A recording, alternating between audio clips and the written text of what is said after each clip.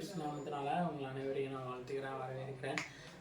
இப்பவும் கூட இந்த இயேசு பிறப்பு இந்த நற்செய்தியை இந்த காணொளி வாயிலாக சொல்வதில் நான் மிகவும் சந்தோஷப்படுகிறேன்.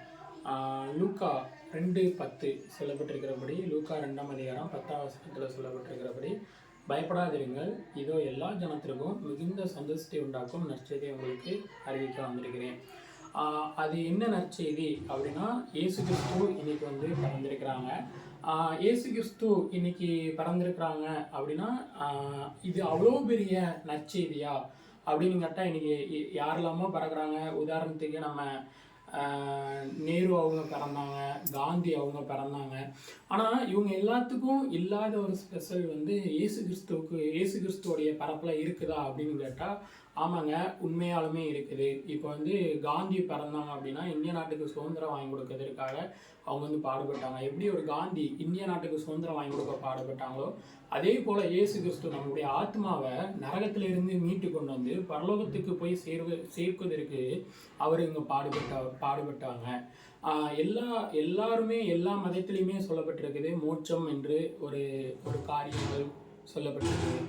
அந்த மோட்சத்துக்கு உங்களையும் என்னையும் கொண்டு போய் சேர்க்கிறதுக்காக தான் இயேசு கிறிஸ்து இந்த உலகத்தில் வந்தார். இருளில் இருக்கின்ற ஜனங்கள் மிகுந்த வெளிச்சத்தை கண்டார்கள். இருளில் இருக்கின்ற ஜனங்கள் மிகப்பெரிய வெளிச்சத்தை கண்டார்கள் என்று சொல்லி நம்ம வேதத்தில் நம்ம வாசிக்கிறோம். ஒரு மிகப்பெரிய ஒரு வெளிச்சம். அது என்ன வெளிச்சம்? அதுதான் இயேசு கிறிஸ்து என்கின்ற வெளிச்சம். எல்லாத்துக்குமே மோட்சத்துக்கு போகணும் அப்படின்னு சொல்லிட்டு நம்ம ஆயத்தப்படுறோம். நம்ம அநேக காரியங்களை நம்ம செய்கிறோம். மோட்சத்துக்கு போவதற்கு, அந்த இறைவனிடம் நம்ம போய் சேர்வதற்கு, அந்த தெய்வத்திடம் நம்ம போய் சேர்வதற்கு என்னென்ன காரியங்கள் உண்டோ அனைத்து காரியங்களையும் நாம் செய்கின்றோம். ஆனால் இயேசு சொல்றாரு, இப்பொழுதும் கூட இந்த கிறிஸ்து பிறப்பிலையும் கூட இயேசு சொல்றாரு, உங்களையும் என்னையும் மோட்சத்துக்கு கூட்டிட்டு போவதற்கு நானே வழியும் சத்தியமும் ஜீவனுமா இருக்கிறேன் அப்படிங்கிற அவர் தான் நம்மளுக்கு எல்லாத்துக்குமே மோட்சத்துக்கு போவதுக்கு வழி. அவரே நம்ம பிடிச்சு கொண்டோம்னா நம்ம கரெக்டாக போய் சேர வேண்டிய இடத்துல நம்ம கரெக்டாக நம்ம போய் நம்ம சேர்ந்துடலாம். ஒரே ஒரு கதையும் கூட சொல்லி இந்த கிறிஸ்து பிறப்பை நான் முடிக்க நான் ஆசைப்படுகிறேன். ஒரு கலங்கரை விளக்கு இருக்குது. அந்த கலங்கரை விளக்கு எவ்வளவு தூரத்துக்கு வெளிச்சம் காட்டுமோ அந்த அளவு நம் வாழ்க்கையில் இயேசு கிறிஸ்து வெளிச்சம் காட்டுகின்றவராய் இருக்கிறார்.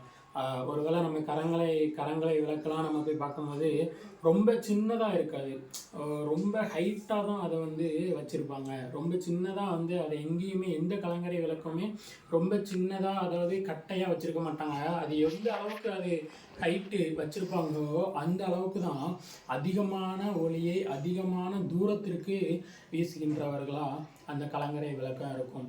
அதே போல தான் இன்னைக்கு இயேசு கிறிஸ்து ஒரு கலங்கரை விளக்கத்தை போல இன்னைக்கு நம்ம மாட்டு தொழுவத்தில் நமக்காக நம்மை கரை சேர்க்கும்படியாக. இன்னைக்கு அநேகர் நீங்கள் கவலைப்பட்டிருக்கலாம், போராட்டத்தில் நீங்கள் இருக்கலாம். ஐயோ, நான் எப்படி கரை சேர்ப்பேன்? ஒவ்வொரு நாளும் சபைக்கு சர்ச்சுக்கு போகும்போதும், ஒவ்வொரு நாட்களும் ஒவ்வொரு வருஷமும், ஐயோ இந்த 2026 நம்ம பிறக்க போது நான் எப்படி கரை சேர போகிறேன்? இந்த 2025 நான் எப்படி முடிக்க போகிறேன்? பலவிதமான கேள்விகளோடு நம்ம இருக்கலாம்.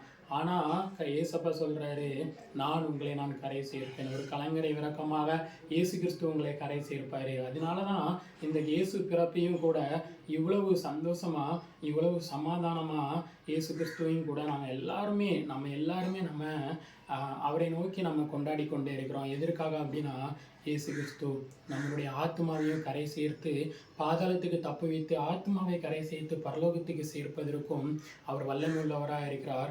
நம்மளுடைய வாழ்க்கையில் இந்த உலகத்தில் இருக்கிற பாவத்திலையும் சாபத்திலையும் நம்மை தப்பு வைத்து நம்ம ஆசீர்வாதம் என்கின்ற கரைகளில் நம்மை கொண்டு போய் சேர்ப்பதற்கும் அவர் வல்லமை உள்ளவராக இருக்கிறார்.